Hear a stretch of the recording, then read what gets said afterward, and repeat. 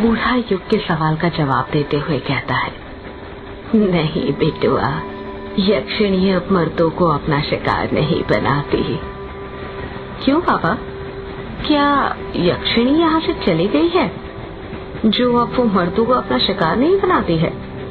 वो बूढ़ा युग के पास जाते हुए कहता है, वो गई नहीं है, शांत हो गई है।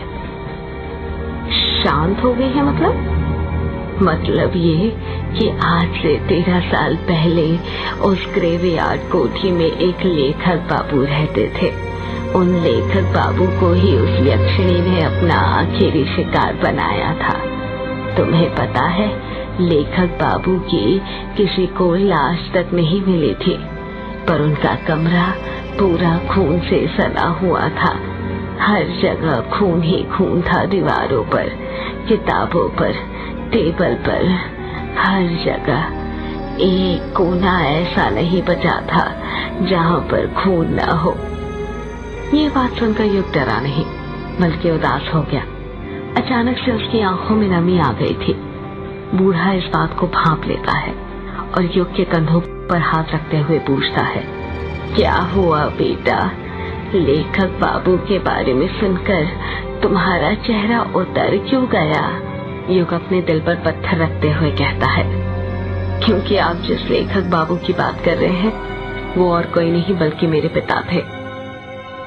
क्या इसका मतलब ये कि तुम वो लेखक बाबू की बेटे हो? हाँ, मैं उन्हीं का बेटा हूँ, युग। बूढ़ा अपनी बात को आगे जारी रखते हुए कहता है, गांव वालों का कहना था कि उस यक्षिणी ने ही लेखक बाबू को मारा था। उसी दिन से उस ग्रेवयार्ड कोठी को बंद कर दिया गया और कोठी के बंद होने के साथ ही अमावस्या और पूर्णिमा की रात मर्दों के शिकार होने भी बंद हो गए। कुछ गांव वालों का तो ये तक कहना है कि शायद लेखक के साथ संभोग करके उस यक्षिणी की हवस मिट गई, इसलिए वो शांत हो गई। ये कुछ सोचते हुए कहता है, पर जब हवस मिट गई थी तो उस यक्षिणी ने मेरे पिता को क्यों मारा?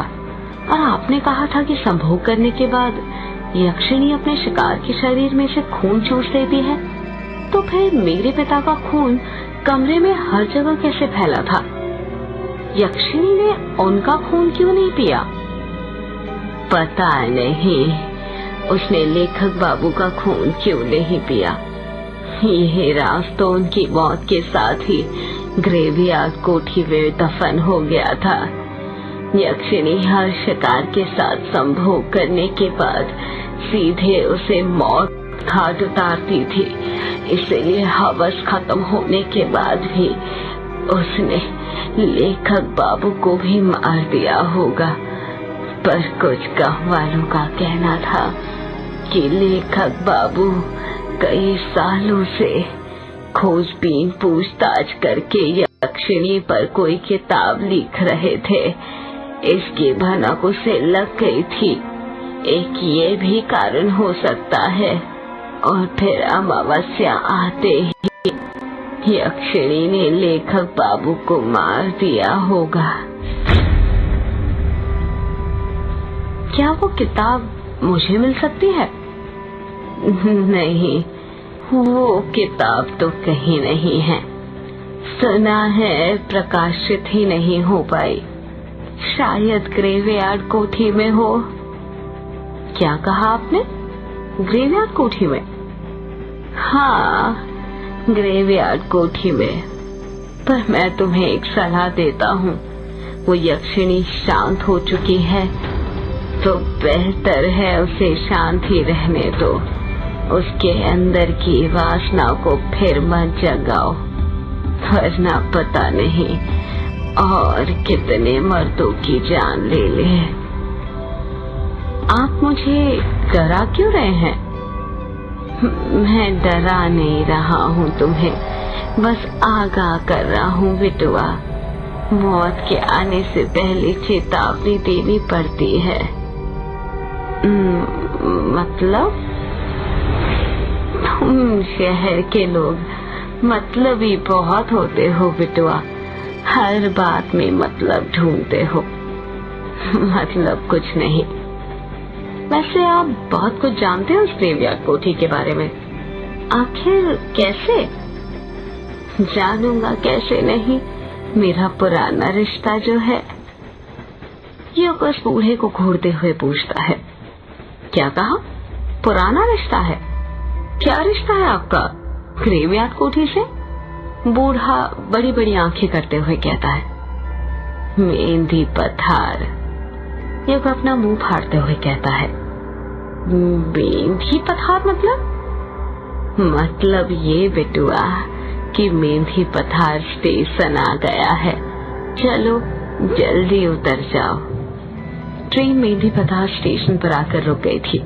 युग और वो बूढ़ा अपना अपना सामान लेकर ट्रेन से नीचे उतर जाते हैं। स्टेशन ज्यादा बड़ा नहीं था और पूरा सुनसान पड़ा हुआ था। स्टेशन पुराने जमाने का था। लाइट भी एक दो ही जल रही थी जो बार बार बंद चालू हो रही थी।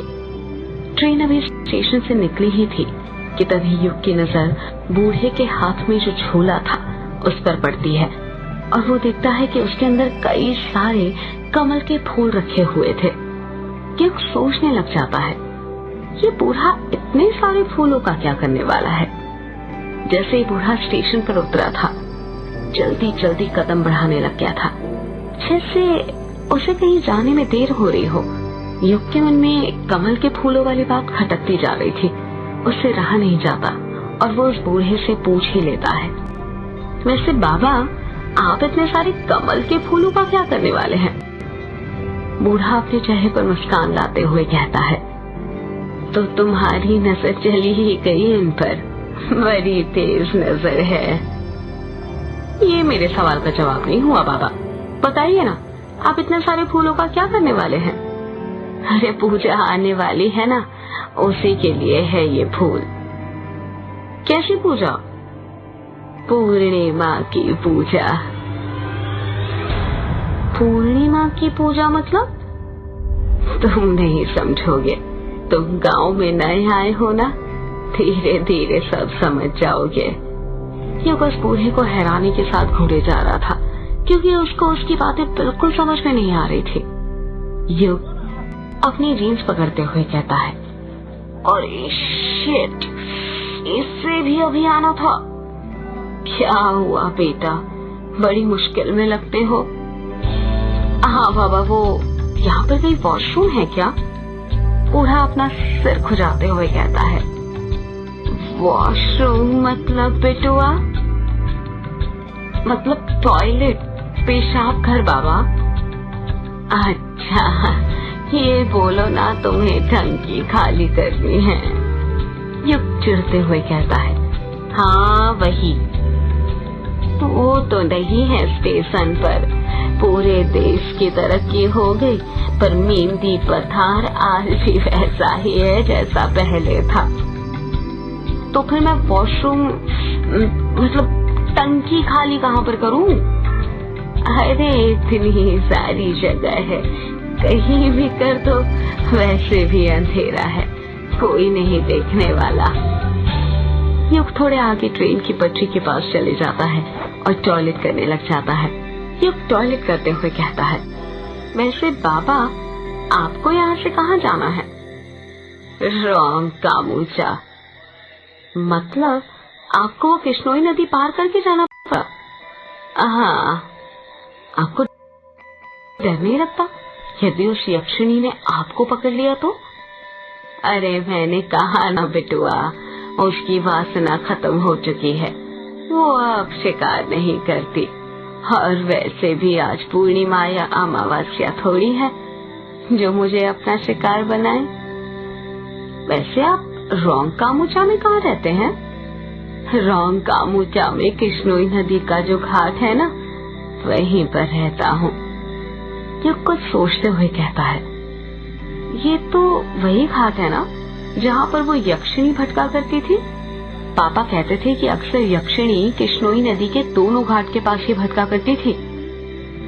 कोई जवाब नहीं आता है। युग फिर पूछता है, बताइए ना बाबा, आप चुप क्यों हो गए? बूढ़े का कुछ जवाब नहीं आ रहा था। युग सोचने लग जाता है कि बाबा कोई जवाब क्यों नहीं दे रहे। युग अपने पैंट की चेन बंद करता है और पीछे मुड़ने लग जाता है।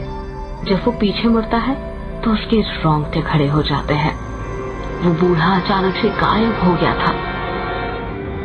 युग के समझ नहीं आ रहा था कि वो बूढ़ा इतनी जल्दी कहाँ जा सकता था। युग अपना बैग उठाकर स्टेशन पर उस बूढ़े को ढूंढने लग जाता है, पर वो बूढ़ा उसे कहीं पर भी नहीं मिलता है। युग हैरान था ये सोचकर कि वो बूढ़ा एकदम से, पर थोड़ी ही देर बाद वो ये सोचकर संतुष्ट हो जाता है कि शायद वो बूढ़ा अकेले ही चला गया होगा, और अच्छा ही हुआ चले गया, वरना यक्षिणी के बारे में बातें करके वो तो खुद तो डरता ही, साथ में उसे भी डराता। युग स्टेशन से बाहर निकलता है तो देखता है कि स्टेशन से बाहर एक भी ऑटो रिक्शा वाला नहीं था। ये गांव में ना यही प्रॉब्लम होती है, टैक्सी ही नहीं मिलती। शहरों का विकास तो हो रहा है पर गांव आज भी गांव ही है, जरा सी तरक्की नहीं हुई यहाँ पर। आज भी वैसा का वैसा है जैसे पहले था। इतना कहकर युग पैदल पैदल ही बंगलामुड़ा गांव जाने के लिए निकल जाता है। आधे घंटे में वो बंगलामुड़ा गांव पहुंच जाता है। बंगलामुड़ा गांव पार करने के बाद काला झाड़ी जंगल पड़ता है, जिसको पार करने के बाद ही किश्नोई नदी आती है, और वहीं से थोड़ी दूर पर युग की ग्रेवयार्ड कोठी थी जहाँ पर युग को जाना था।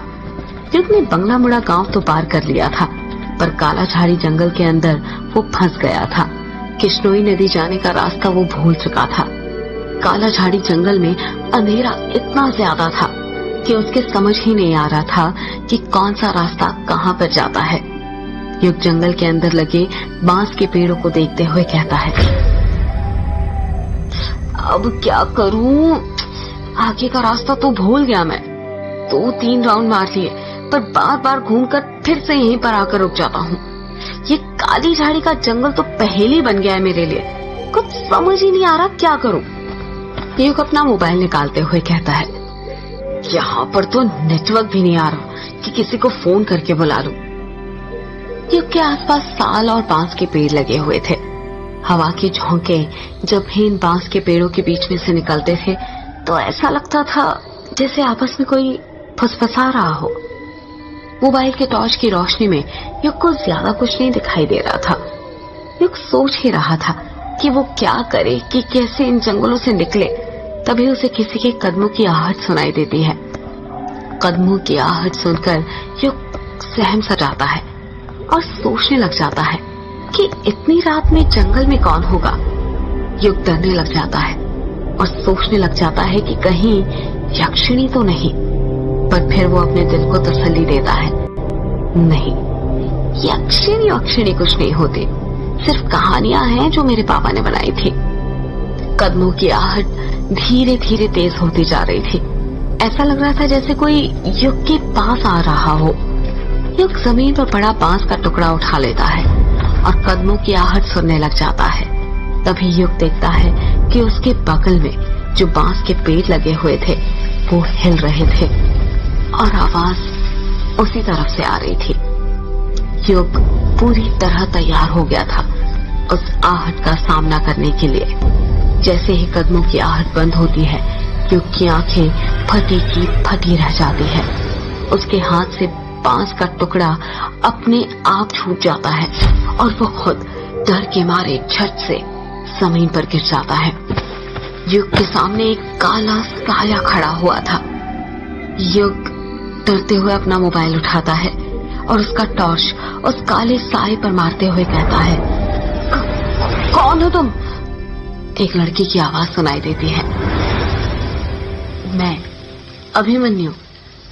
जब टॉर्च की रोशनी उस काले साए पर पड़ती है तो युग देखता है कि वो काला साया किसी और का नहीं बल्कि उसी की उम्र के एक लड़के का था, जिसके लंबे लंबे घुंघरालू गर्दन तक बाल थे और उसने आंखों में एक बड़ा सा चश्मा पहना हुआ था।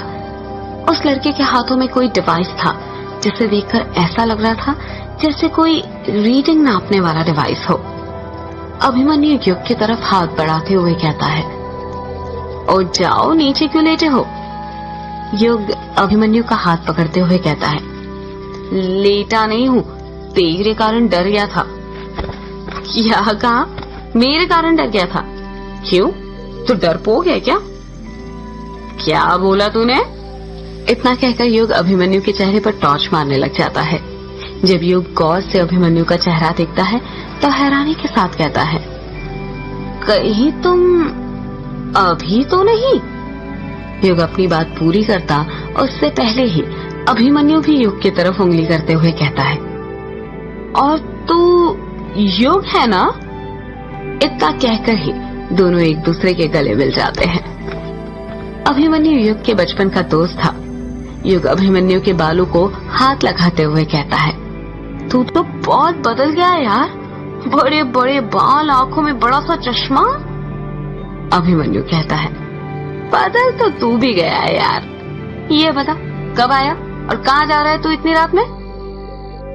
बस आज ही आया, ये मान ले 1-2 घंटे पहले, और मैं तो अपने ग्रेवयार्ड कोर्ट ही जा रहा हूँ। तू बता, तू कहाँ जा रहा है इतने सुनसान जंगल में, वो भी इतनी रात में? और तूने ये बाल इतने बड़े क्यों कर रखे? एक पल तो मुझे लगा जैसे वो थी। अभिमन्यु हैरानी के साथ पूछता है, वो थी मतलब? युग बात को घुमाते हुए कहता है, छोड़ ना, और तू पहले मेरे सवाल का जवाब दे। ये बता, तू इतनी रात में यहाँ पर क्या कर रहा है? मुझे तो कुछ गड़बड़ लग रही है। यार गड़बड़ वड़बड़ कुछ नहीं है। अगर मैंने बता दिया ना कि मैं यहाँ पर क्या कर रहा था तो तू हंसेगा, इसलिए बेहतर होगा कि ना तुम मत ही जान। अरे नहीं हंसूंगा भाई, पहले तू बता तो यहाँ पर कर क्या रहा था? अभिमन्यु धीरे से कहता है, मैं ना यहाँ पर भूत पकड़ रहा था। युग को सुना ही नहीं देता है और वो फिर से पूछता है, क्या कहा? अभिमन्यु युग के कान में चिल्लाते हुए कहता है, भूत पकड़ रहा था यार। अभिमन्यु की बात सुनकर युग जोर जोर से हंसने लग जाता है और कहता है, तू पागल हो गया है क्या? कैसी बातें कर रहा है? मुझे लगा तेरी बचपन की आदत है ये भूतों पर विश्वास करने की, जो चली गई होगी, और तू अब समझदार हो गया है, पर तू तो अभी भी नहीं सुधरा यार। पूरा वैसा का वैसा है जैसे बचपन में था। डब्बा का डब्बा। अभिमन्यु नाराज होते हुए कहता है, मैंने कहा था ना तू हंसेगा, इसलिए नहीं बता रहा था। युग को गिल्टी फील होने लगता है और वो धीरे से कहता है, सॉरी यार, चल छोड़। ये बता, क्या करता है आजकल तू? मेरी गुवाहाटी में जॉब है, अभी छुट्टियां मनाने आया हूँ। गुवाहाटी में जॉब है? पर किस चीज की? अभी तो बताया। क्या बताया? भूत पकड़ने की। मैं एक सर्टिफाइड पैरानॉर्मल एक्टिविटी एक्सपर्ट हूँ। हम लोग भूत खोजने का काम करते हैं। हाँ। अभिमन्यु की बात सुनकर युग अपनी हंसी नहीं रोक पा रहा था, वो हंसते ही जा रहा था। यार तू हंस क्या रहा है? हंस ले, जिनको कम नॉलेज होती है ना वो अक्सर अपने से ज्यादा नॉलेज वालों को पागल ही समझते हैं। शायद तुझे पता नहीं है, हमारे इंडिया में ना 10 सर्टिफाइड पैरानॉर्मल सोसाइटीज हैं जो भूत खोजने का काम करती है। मैं भी उसी सोसाइटी में सर्टिफाइड हूँ, समझा? युग हंसते हुए कहता है, ये बता, आज तक कोई भूत खोजा या नहीं तूने? अभी तक तो नहीं खोजा, पर जल्दी खोज लूंगा ना। अच्छा, और वो कैसे? अभिमन्यु अपने हाथ का डिवाइस दिखाते हुए कहता है, इसकी मदद से। युग हैरानी के साथ पूछता है, ये क्या है? इसे इलेक्ट्रोमैग्नेटिक फील्ड मीटर कहते हैं। मतलब ये कि इस मीटर का इस्तेमाल एक टाइम के अंदर इलेक्ट्रोमैग्नेटिक फील्ड में होने वाले अंतर को जांचने के लिए किया जाता है। कहते हैं किसी जगह पर जब भूत प्रवेश करते हैं तो वहाँ की इलेक्ट्रोमैग्नेटिक फील्ड में बदलाव आता है। इस तरह भूतों का पता लगाया जाता है। इसमें एक अलग तरह का सेंसर भी लगा होता है जो बजता है और हमें बताता है कि हमारे आसपास कुछ अदृश्य शक्तियां हैं। या कुछ बोलता उससे पहले ही वो इलेक्ट्रोमैग्नेटिक फील्ड मीटर बजने लग जाता है।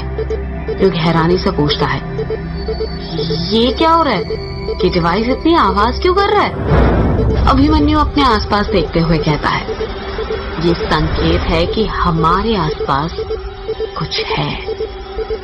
युग धीरे से कहता है, मतलब भूत? हाँ।